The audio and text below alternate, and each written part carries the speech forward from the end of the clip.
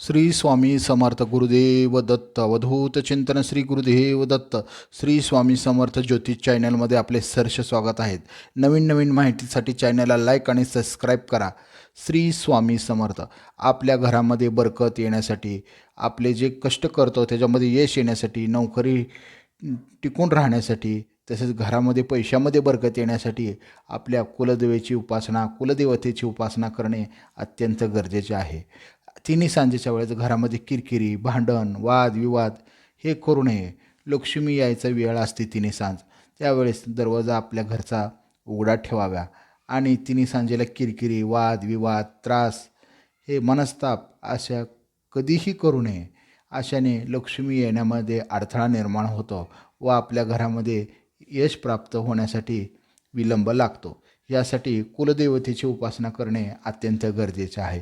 कुलदेवता सोडून इतर देवता पूजा करणे म्हणजे हा सुद्धा आपल्याला त्रास होऊ शकतो किंवा त्या दुसऱ्या देवतेची ऊर्जा आपल्याला मॅच होत नाही किंवा आपल्याला त्याची ऊर्जा न होता त्यामुळं उलटाही त्रास आपल्याला होऊ शकतो. त्यामुळं आपल्या कुलदेवतेची उपासना ही प्रथम कुलदेवता ही महत्त्वाची असते आणि कुलदेवतेची सेवा तुम्ही अवश्य अत्यंत महत्त्वपूर्ण आहे. तर पौर्णिमा, अमावस्या आणि दुर्गाष्टमी किंवा कृष्ण पक्षातल्या अष्टमी ह्यावेळेस देवीची उपासना तुम्ही करावी. नित्य दररोज कामाला जायच्या असल्यामुळे किंवा कामानिमित्त सेवा न झाल्यास मंगळवार, शुक्रवार किंवा पौर्णिमा, अमावस्या, अष्टमी या दिनी देवीची उपासना करावी. कुंकुमार्चन केलं तर फार उत्तम. देवी सहस्त्रनाम कुंकुमार्चन करावे. तसेच कुलदेवीतीला वर्षातून एकदा जाऊन खणा नारळाने ओटी भरावे. सहकुटुंब कुलदेवताला नक्की जावे व कुलदेवीला आपल्या घरातील समस्या, घरातील सगळा आशीर्वाद असू द्या, घरातील सर्वांवर कृपाछत्र असू दे व अखंड आशीर्वाद कुलदेवतेचा असावं ह्या भावनेने कुलदेवतेचं सहपरिवार सहकुटुंब जाऊन कुलदेवतेचं दर्शन तुम्ही घ्यावं आणि कुलदेवताच्या आपली काय जी मनोभावना आहे, जी आपली काय इच्छा आहे ते कुलदेवतेच्या चरणी तुम्ही सांगावी.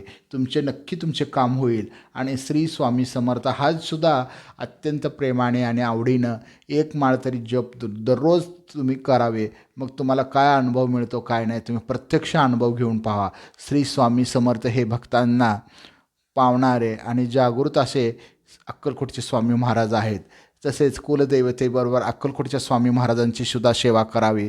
तसेच आपल्या घरी कोण आलं तर त्यांना चहा पाणी हे आवर्जून पाणी द्यावे. घरी आलेल्या व्यक्तीला पाणी न देता असं करू नये, पाणी द्यावे. श्री स्वामी समर्थ चॅनलला लाईक आणि सबस्क्राईब नक्की करा. श्री स्वामी समर्थ.